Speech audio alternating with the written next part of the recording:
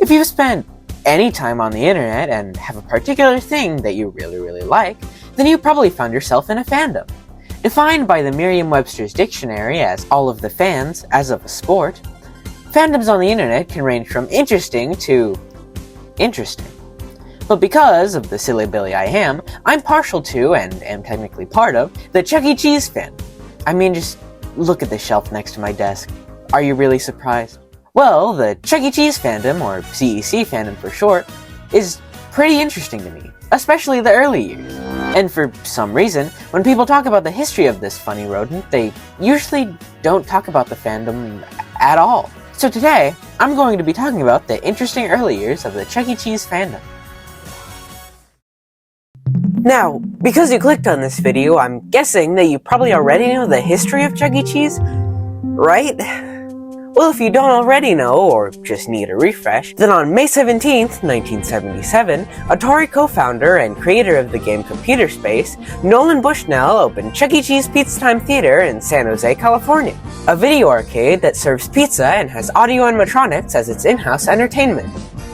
It is his middle name, after all. In late June 1979, Robert Brock of the Brock Hotel Corporation made a deal with Nolan to open hundreds of Chuck E. Cheese Pizza Time theaters across America.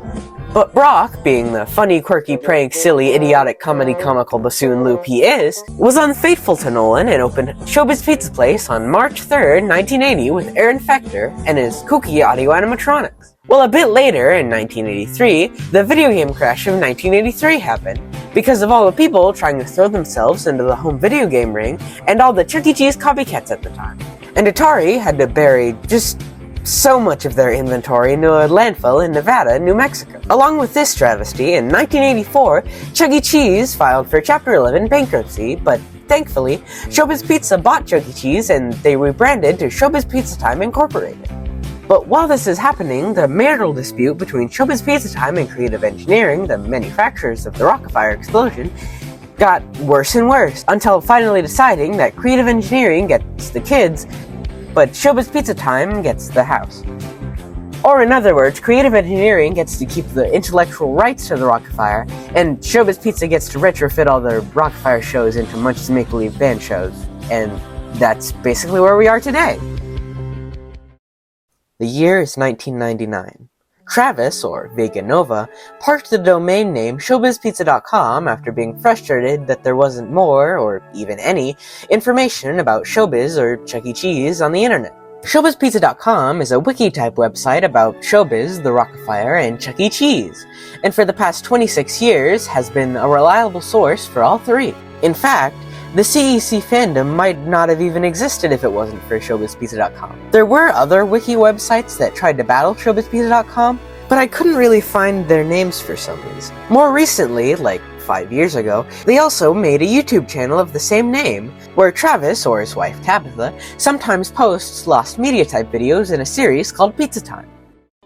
Chris Thrash was a skating rink DJ that grew up with Showbiz and saved up enough money to buy a whole Rockafire show from Aaron Fechter. With that show, he programmed show tapes and uploaded them on his YouTube channel.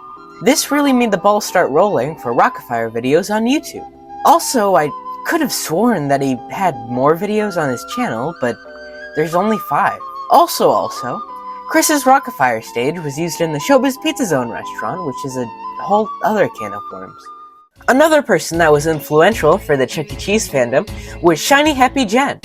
She grew up with a Pizza Time theater and probably has one of the biggest Chuck E. Cheese collections that I will probably never be able to live up to. She hosted the Cheesevention conventions from 2004 to 2013.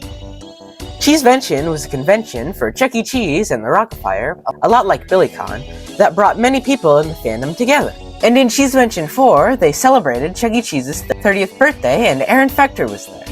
She also helped restore the peacetime players that Damon of Smitty Super Service Station ended up with. Also, side note, in one of the videos of them restoring these characters, they talk about the Studio C stages like how people talk about the 2.0 locations now, which is kind of horrifying for the future of this company. But that's a discussion for another day.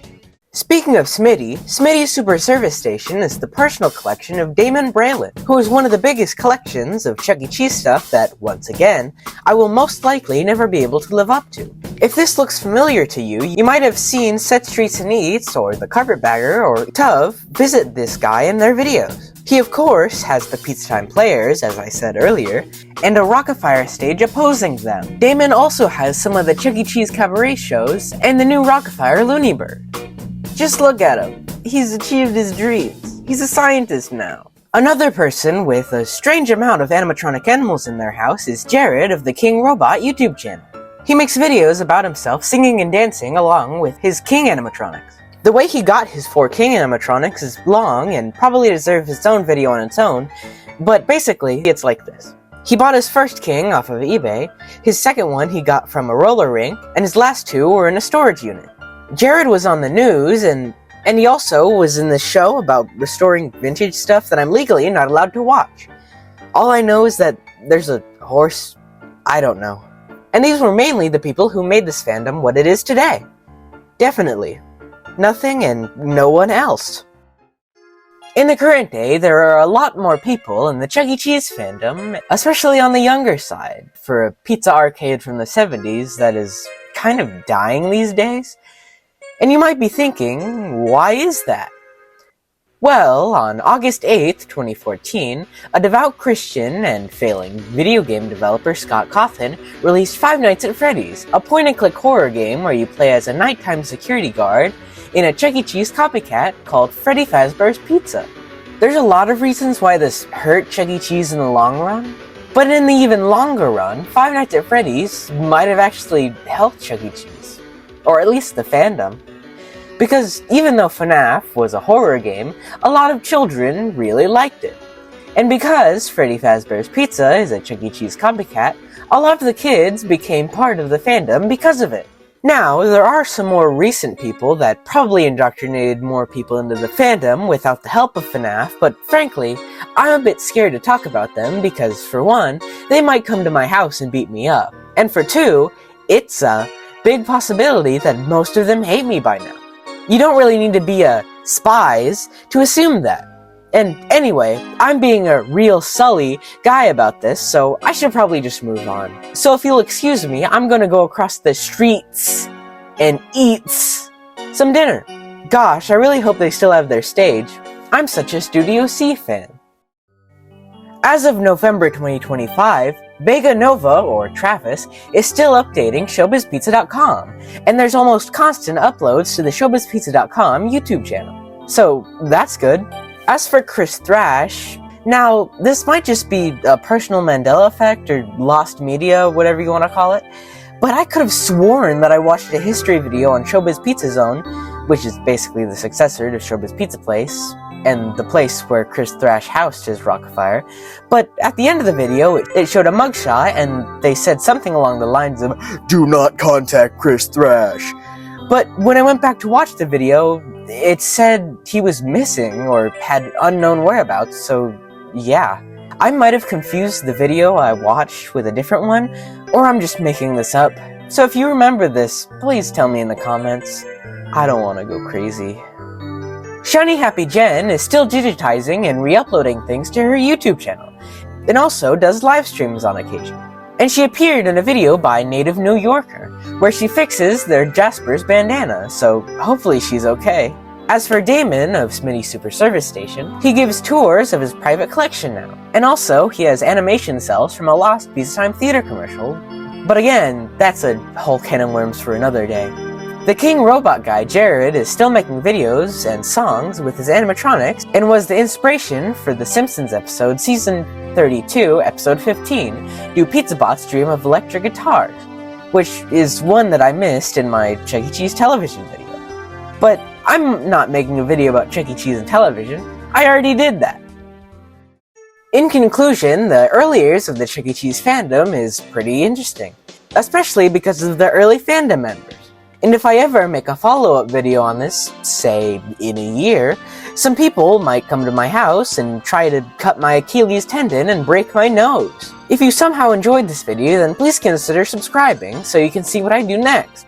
Speaking of what I do next, I've officially been indoctrinated into the YouTube Partner Program, meaning my next video might look a little better, or the topics might be a little more adventurous, such as the Chuck E. Cheese experience at home, or the best and worst Chuck E. Cheese merchandise.